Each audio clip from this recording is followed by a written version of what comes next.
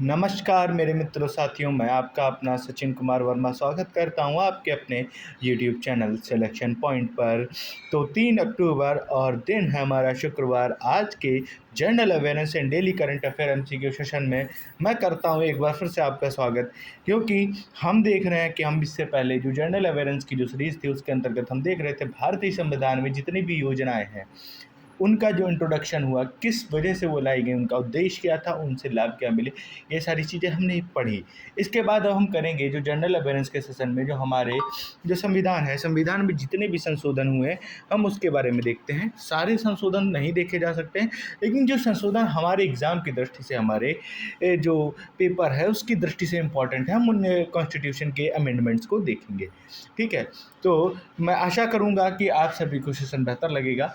ठीक है, तो आप उसको कमेंट सेक्शन में अवश्य बताएं कि कैसा रहा आज का सेशन, और वीडियो को एक बार लाइक अवश्य कर दीजिएगा, शेयर कर दीजिएगा और चैनल को सब्सक्राइब कर दीजिएगा। तो शुरू करते हैं आज के हम इम्पॉर्टेंट कॉन्स्टिट्यूशनल अमेंडमेंट्स के इस सेशन को और डेली करंट अफेयर के भी सेशन को। तो शुरू करते हैं। तो हम देखते हैं हमारा जो सबसे पहला प्रश्न है, भारतीय संविधान का पहला संशोधन किस वर्ष में किया गया। ठीक है, in which year Indian constitution first amendment happens. ठीक है, तो भारत में पहला जो भारतीय संविधान का जो संशोधन है वह किस वर्ष में किया गया। हमारे ऑप्शन है, option 1949, option B 1950, option C 1951, option D 1952। ठीक है, 1949, 1950, 1951 और 1952। ठीक है, तो आपको पता होना चाहिए कि आर्टिकल के 368 के अंतर्गत भारतीय संविधान में जो है संशोधन का प्रावधान दिया गया है। ठीक है, अनुच्छेद 368, आर्टिकल 368 में संशोधन का प्रावधान दिया गया है। यह आता है भाग XX में। ठीक है, भाग XX में यह आता है भारतीय संविधान के अंतर्गत। ठीक है, और आप एक चीज़ देखेंगे, भारतीय संविधान का जो संशोधन है वह सिर्फ संसद कर सकती है, इस चीज़ का भी आप ध्यान रखेंगे। भारतीय संविधान जो है उसका संशोधन संसद के द्वारा किया जाएगा। ठीक है, तो भारत का जो पहला संविधान संशोधन हुआ वह हुआ वर्ष 1951 में। इसके अंतर्गत फ्रीडम ऑफ स्पीच और भूमि सुधार से संबंधित जो छूटें थी वह प्रदान की गई थी। इसके बाद देखते हैं, देखिए पहला जो संविधान संशोधन है उसको वर्ष 1951 में किया गया था, जिससे फ्रीडम ऑफ स्पीच और भूमि सुधार से संबंधित छूटें दी गई थी। आगे बढ़ते हैं हम अपने अगले प्रश्न की ओर। हमारा अगला प्रश्न है, भारतीय नागरिकों के मौलिक कर्तव्यों का संविधान में किस संशोधन द्वारा जोड़ा गया। प्रश्न है हमारा, भारतीय नागरिकों के जो मौलिक कर्तव्य हैं उनको संविधान में किस संशोधन के द्वारा जोड़ा गया। ठीक है, तो हमारे जो मौलिक कर्तव्य हैं उनको किस संशोधन के द्वारा जोड़ा गया। ऑप्शन है, ऑप्शन ए 40वां संशोधन, ऑप्शन बी 42वां संशोधन, ऑप्शन सी 44वां संशोधन, ऑप्शन डी 52वां संशोधन। तो आप सभी को पता होना चाहिए, आर्टिकल 51A के अंतर्गत हमारे मौलिक कर्तव्य आते हैं। किसमें? आर्टिकल 51A के अंतर्गत आते हैं, जिसको वर्ष 1976 के 42वें संविधान संशोधन के अंतर्गत इन मौलिक कर्तव्यों को हमारे संविधान में जोड़ा गया था। हमारे संविधान में 1976 के 42वें संविधान संशोधन में अनुच्छेद 51A के जरिए मौलिक कर्तव्यों को जोड़ा गया। आगे बढ़ते हैं हम अपने अगले प्रश्न की ओर। अगला प्रश्न है, शिक्षा का अधिकार, राइट टू एजुकेशन, संविधान में किस संविधान संशोधन के द्वारा मौलिक अधिकार बना। ठीक है, तो जो राइट टू एजुकेशन है, शिक्षा का अधिकार, वह संविधान संशोधन के द्वारा मौलिक अधिकार के रूप में कब बनाया गया। तो हमारे ऑप्शन है, ऑप्शन ए 44वां संविधान संशोधन, ऑप्शन बी 86वां संविधान संशोधन, ऑप्शन सी 52वां संविधान संशोधन, ऑप्शन डी 93वां संविधान संशोधन। ठीक है, तो आप सभी को पता होना चाहिए, वर्ष 2002 में आर्टिकल 21A के अंतर्गत 6 से लेकर के 14 वर्ष तक के जितने भी बच्चे हैं उनको जो शिक्षा है, प्रारंभिक शिक्षा है, उसको प्रदान करने के लिए वह उनका क्या हो जाता है, एजुकेशन का राइट हो जाता है। ठीक है, मतलब 6 से लेकर 14 वर्ष तक की जितने भी बच्चे हैं उनको शिक्षा का अधिकार है, वह उनका मौलिक अधिकार है, वह हमारे 86वें संविधान संशोधन 2002 के अंतर्गत बताया गया। ठीक है, तो 86वें संविधान संशोधन 2002 में अनुच्छेद 21A जोड़कर 6 से लेकर 14 वर्ष के बच्चों के लिए शिक्षा का अधिकार मौलिक अधिकार बना दिया गया। आगे बढ़ते हैं हम अपने अगले प्रश्न की ओर। अगला प्रश्न है, किस संविधान संशोधन को मिनी कॉन्स्टिट्यूशन भी कहा जाता है। तो प्रश्न है हमारा, किस संविधान संशोधन को मिनी कॉन्स्टिट्यूशन भी कहा जाता है? ठीक है, तो यह बहुत इंपॉर्टेंट क्वेश्चन हो जाता है कि बहुत सारे एग्जाम्स में, चाहे एसएससी के द्वारा हो, आप देखेंगे यूपी ट्रिपल एससी के द्वारा हो, और यूपीपी वगैरह के एग्ज़ाम में भी पूछा हुआ है कि जो मिनी कॉन्स्टिट्यूशन है किस संविधान संशोधन को बोला जाता है। ठीक है, which Indian constitutional amendment is known as the mini constitution. ठीक है, तो मिनी कॉन्स्टिट्यूशन किसे बोला जाता है? ऑप्शन है हमारे, ऑप्शन ए 39वां संविधान संशोधन, ऑप्शन बी है 40वां संविधान संशोधन, ऑप्शन सी है 42वां संविधान संशोधन, ऑप्शन डी है 44वां संविधान संशोधन। तो जो 42वां संविधान संशोधन है इसे ही मिनी कॉन्स्टिट्यूशन भी कहा जाता है। ठीक है, और यह कब आया था? वर्ष 1976 में आया था। ठीक है, इसमें बहुत सारे बदलाव लाए गए थे, इसी वजह से इसको मिनी संविधान भी कहा जाता है। आगे बढ़ते हैं हम अपने अगले प्रश्न की ओर। सुप्रीम कोर्ट और हाई कोर्ट को पुनः न्यायिक समीक्षा की शक्ति किस संशोधन द्वारा लौटाई गई? तो प्रश्न है हमारा, किस संशोधन के द्वारा जो सुप्रीम कोर्ट और हाई कोर्ट है उनकी जो पुनः न्यायिक समीक्षा की जो शक्ति है उसको लौटाया गया? तो हमारे ऑप्शन है, ऑप्शन ए 41वां संविधान संशोधन, ऑप्शन बी 42वां संविधान संशोधन, ऑप्शन सी 43वां संविधान संशोधन, ऑप्शन डी 44वां संविधान संशोधन। तो हमारे ऑप्शन जो थे उसमें हमको बताना है सुप्रीम कोर्ट हाई कोर्ट के लिए पुनः न्यायिक समीक्षा की शक्ति कब लौटाई गई। तो जो 43वां संविधान संशोधन हुआ था, जो हुआ था वर्ष 1977 में।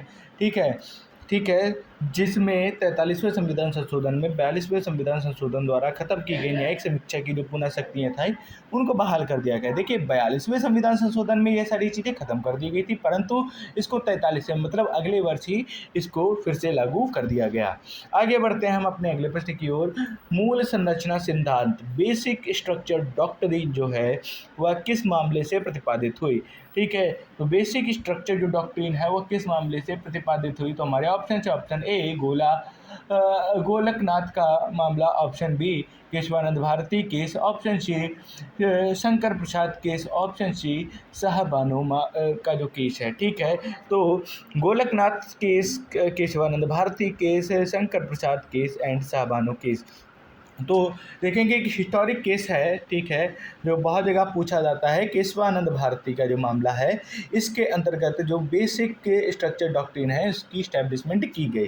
केशवानंद भारती मामले जो वर्ष 1973 में हुआ था, सुप्रीम कोर्ट ने संविधान की जो मूल संरचना को वो ना बदले जाने पर सिद्धांत प्रतिपादित किए थे। ठीक है, तो मूल संरचना को ना बदलने के लिए, ठीक है, सुप्रीम कोर्ट ने क्या किया था? एक सिद्धांत प्रतिपादित किया था वर्ष 1973 में केशवानंद भारती केस के अंतर्गत।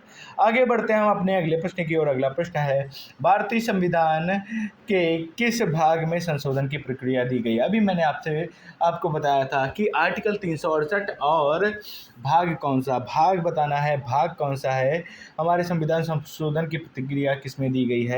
तो भाग XX मतलब भाग 20 जो है उसके अंतर्गत हमारा संविधान का संशोधन दिया गया है। संशोधन की जो प्रतिक्रिया है, ठीक है, वह अनुच्छेद 368 और भाग XX में दी हुई है। आगे बढ़ते हैं, अब हम करने जा रहे हैं आज के डेली करंट अफेयर के कुछ बहुत ही महत्वपूर्ण MCQ क्वेश्चंस। तो आशा करता हूं कि आपको जो हमारे CAA से रिलेटेड हैं, मतलब कॉन्स्टिट्यूशनल अमेंडमेंट एक्ट से रिलेटेड जो भी क्वेश्चंस थे वो आपको अच्छे लगे होंगे। तो आप लोग कमेंट सेक्शन में अवश्य बताएंगे। आप शुरू करते हैं हम आज के जो डेली करंट अफेयर के जो MCQ क्वेश्चंस हैं उनको देखते हैं। तो हमारा जो सबसे पहला प्रश्न है वह क्या है? 16वीं एशियाई शूटिंग चैंपियनशिप, ठीक है, तो जो 16वीं एशियाई शूटिंग चैंपियनशिप है उसमें भारत ने कितने स्वर्ण पदक हासिल किए हैं? तो हमारे ऑप्शन है, option A 40, option B 50, option C 30, option D 60। ठीक है, तो एशियाई शूटिंग चैंपियनशिप है, इसका 16वां एडिशन है और 2025 में, तो इसमें भारत के द्वारा कितने स्वर्ण पदक हासिल किए गए हैं? ठीक है, तो 40, 50, 30, 60। तो भारत के द्वारा एशियाई शूटिंग चैंपियनशिप में 50 मेडल्स, गोल्ड मेडल्स प्राप्त किए गए हैं, 50 गोल्ड मेडल प्राप्त किए गए हैं, इस चीज़ का ध्यान रखेंगे। तो इसका आयोजन हुआ कजाकिस्तान में, जिसमें भारत के द्वारा कुल 99 पदक जीते गए, जिसमें 50 गोल्ड हैं और 26 सिल्वर और 23 ब्रॉन्ज मेडल रहे हैं। ठीक है, और पहली बार भारत ने इसमें टॉप किया है। ठीक है, तो शिमकेत जो कजाकिस्तान में स्थित है वहाँ पे जो चैंपियनशिप हुई जिसमें भारत ने 50 गोल्ड, 26 सिल्वर, 23 ब्रॉन्ज मेडल सहित 99 पदक जीते। पहली बार भारत ने मेडल टैली में शीर्ष स्थान भी प्राप्त किया। आगे बढ़ते हैं हम अपने अगले प्रश्न की ओर। आदिवाणी क्या है? ठीक है, प्रश्न है हमारा, आदिवाणी क्या है? ठीक है, तो हमारे ऑप्शन है ऑप्शन ए कृषि योजना, option B tribal language translator, option C शिक्षा पोर्टल, ऑप्शन डी स्वास्थ्य ऐप। ठीक है, तो देखिए सबसे पहले जो आदिवाणी है वह एक एआई है। ठीक है, एक एआई है, इस चीज़ का ध्यान रखेंगे। आदिवाणी एक जो है वह एआई है, पर वह किस चीज़ से रिलेटेड है? कृषि योजना है, एक ट्राइबल लैंग्वेज ट्रांसलेटर है, या फिर शिक्षा पोर्टल है, या स्वास्थ्य पोर्टल है। तो आप सभी को आदिवाणी से ही समझ जाना चाहिए, जो आदिवासी जो है, ठीक है, जो ट्राइबल पीपल्स हैं उनसे रिलेटेड यह कार्यक्रम शुरू किया गया है, जिसके अंतर्गत एआई पावर्ड जो ट्रांसलेटर है उसको जो है शुरू किया गया है। तो क्या है? ट्राइबल लैंग्वेज ट्रांसलेटर क्या है? आदिवाणी क्या है? एक tribal language AI powered translator है। आदिवाणी भारत का पहला एआई पावर्ड ट्राइबल भाषाओं का अनुवादक टूल है, जिसे ट्राइबल अफेयर्स मंत्रालय द्वारा शुरू किया गया है। आगे देखते हैं हम अपने अगले प्रश्न की ओर। अगला प्रश्न हमारा, सेमिकॉन इंडिया 2025 कार्यक्रम किस शहर में आयोजित हुआ? प्रश्न है हमारा, सेमिकॉन इंडिया 2025 का जो कार्यक्रम है वह किस शहर में आयोजित हुआ? ठीक है, तो ऑप्शन है हमारे, option A Hyderabad, option B Pune, option C Mumbai Yashobhoomi New Delhi Yashobhoomi, option D Bengaluru. ठीक है, तो आप सेमिकॉन से आपको समझ जाना चाहिए इसका जो मेन फोकस है वो क्या है। जो सेमीकंडक्टर इंडस्ट्री है उसमें मैन्युफैक्चरिंग को बेहतर करना और भारत को सेल्फ डिपेंडेंट बनाना जो है कंडक्टर के सेक्टर में। ठीक है, तो यह सेमिकॉन इंडिया का जो कार्यक्रम है वह यशोभूमि नई दिल्ली में आयोजित किया गया। कहाँ? नई दिल्ली के यशोभूमि में। प्रधानमंत्री नरेंद्र मोदी ने सेमिकॉन इंडिया 2025 नई दिल्ली के यशोभूमि में इनॉग्रेट किया। फोकस क्या था इसका जो फोकस था सेमीकंडक्टर की जो मैन्युफैक्चरिंग है उस पर रहा। ठीक है, देखते आपने अभी देखा होगा आईएसए जो है इंटरनेशनल सोलर अलायंसेस है, उसने भी भारत में जो है भारत ने ही असल में जो आईएसए है उसको शुरू किया था वर्ष 2014 में, आप सभी को पता होना चाहिए। तो अब भारत में आप देखेंगे बहुत सारी इनिशिएटिव सोलर और रिन्यूएबल एनर्जी से रिलेटेड ली जा रही हैं, उसी के अंतर्गत यह सेमीकंडक्टर मैन्युफैक्चरिंग पर भी फोकस रहेगा। आगे देखते हैं हम अपने अगले प्रश्न की ओर। ग्लोबल पीस इंडेक्स के अंतर्गत भारत की रैंक कौन सी रही? ठीक है, तो ग्लोबल पीस इंडेक्स के अंतर्गत भारत की रैंक कौन सी रही? ऑप्शन है हमारे, option A 99, option B 57, option C 115, option D 173। तो ग्लोबल पीस इंडेक्स है क्या? ठीक है, तो यहाँ देशों में कितनी शांति है उससे रिलेटेड यह इंडेक्स जारी की जाती है। इसके अंतर्गत भारत की जो रैंक है वह रही है 115। भारत की रैंक रही है ग्लोबल पीस इंडेक्स में 115। ठीक है, और आइसलैंड ने किया है टॉप। हमारा जो पड़ोसी देश है वह कहाँ है यहाँ? तो इसके अंतर्गत कुल 163 देशों की क्या नाम जो है यहाँ पे इंडेक्स निकाला जाता है। ठीक है, ग्लोबल पीस इंडेक्स, और उसके अंतर्गत जो पाकिस्तान है 163 में से 144वें स्थान पर है। लेकिन भारत की भी स्थिति भी अगर देखा जाए तो पीस इंडेक्स के हिसाब से सही नहीं है। आगे बढ़ते हैं। अगला जो प्रश्न है हमारा वह है बुत्तकम्मा। ठीक है, जो बुत्तकम्मा जो फेस्टिवल है वह किस राज्य में मनाया जाता है? तो बुत्तकम्मा किस राज्य का प्रसिद्ध फेस्टिवल है? हमारे जो ऑप्शन है, option A Tamil Nadu, option B Telangana, option C Maharashtra, option D Assam. ठीक है, तो बुत्तकम्मा जो है फेस्टिवल वह मनाया जाता है हमारे तेलंगाना राज्य में। ठीक है, तो यह फेस्टिवल जो है देव गौरी को समर्पित है, और यह दशहरा, जिसे दशहरा भी बोला जाता है साउथ इंडिया में आप देखेंगे, यह फ्लावर फेस्टिवल देव गौरी को समर्पित है और दशहरे से पूर्व 9 दिनों तक मनाया जाता है। मतलब आप इसको कहेंगे जो नवरात्र के जो 9 दिन होते हैं उसमें यह कार्यक्रम मनाया जाता है, जिसको बुत्तकम्मा कहते हैं। उसके बाद 10वें दिन दशहरा भी मनाया जाता है। आगे देखते हैं हम अपने अगले प्रश्न की ओर। जेरोसाइट कौन से राज्य में मिला? ठीक है, तो प्रश्न है ये जेरोसाइट। अब ये पता होना चाहिए कि जेरोसाइट है क्या। ठीक है, तो जेरोसाइट है एक खनिज, एक मिनरल है। ठीक है, जो हमारे भूवैज्ञानिकों द्वारा प्राप्त किया गया है। मुख्यतः ये कहाँ पाया जाता है? जो मंगल ग्रह का जो विज्ञान होता है वो इसके अंतर्गत दिखाया जाता है। ठीक है, तो जेरोसाइट एक क्या है? मिनरल है। ठीक है, यह कहाँ पाया गया है? मैं आपको बताता हूँ। यह पाया गया है मता नमो मत गाँव जो, ठीक है, कहाँ है? मता नमो मत गाँव। लेकिन यह किस राज्य में है? तो हमारे ऑप्शन है, option A Maharashtra, option B Gujarat, option C Karnataka, option D Jharkhand. तो यह है गुजरात राज्य में। कहाँ है? गुजरात राज्य के जो कच्छ एरिया पड़ता है वहाँ पे यह दुर्लभ खनिज जो कच्छ के मतानमोमत गांव में मिला है, जो मंगल ग्रह के भूविज्ञान को दर्शाता है। आगे बढ़ते हैं हम अपने अगले प्रश्न की ओर। अगला प्रश्न है यूनिवर्सल पोस्टल कांग्रेस 2025 कहाँ आयोजित हुई?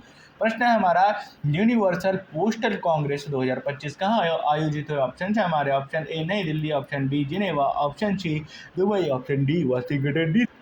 ठीक है, तो यूनिवर्सल पोस्टल कॉन्फ्रेंस कहाँ हुई, कांग्रेस कहाँ हुई? तो नई दिल्ली, जिनेवा, दुबई या वाशिंगटन डीसी। ठीक है, तो यहाँ पे जो विश्व की जो पोस्टल के जो फैसले होते हैं उसकी सुप्रीम बॉडी है, और जिसकी जो सम्मेलन हुआ वो कहाँ हुआ? दुबई में हुआ।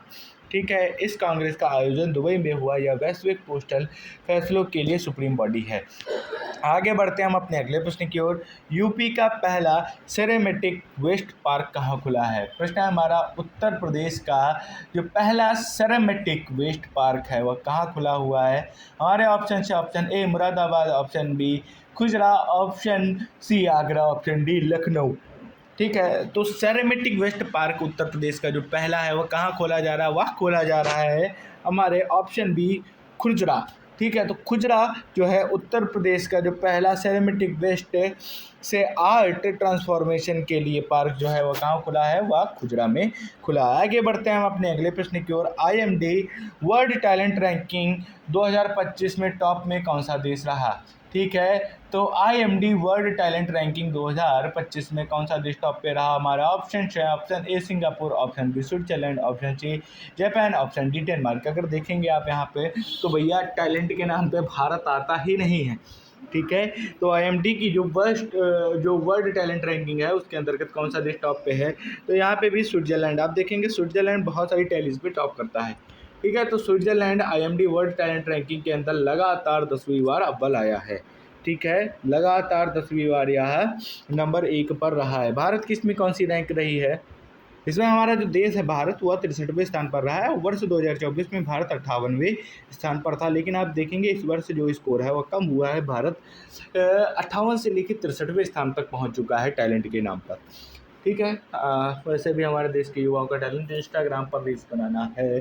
चलिए, तो यहाँ पे आज का सेशन समाप्त होता है। मैं कल आपसे फिर मिलूँगा एक नई क्लास, एक नए वीडियो के साथ। तो चैनल को सब्सक्राइब कर दीजिएगा, वीडियो को शेयर कर दीजिएगा। धन्यवाद मित्रों, जय हिंद, वंदे मातरम।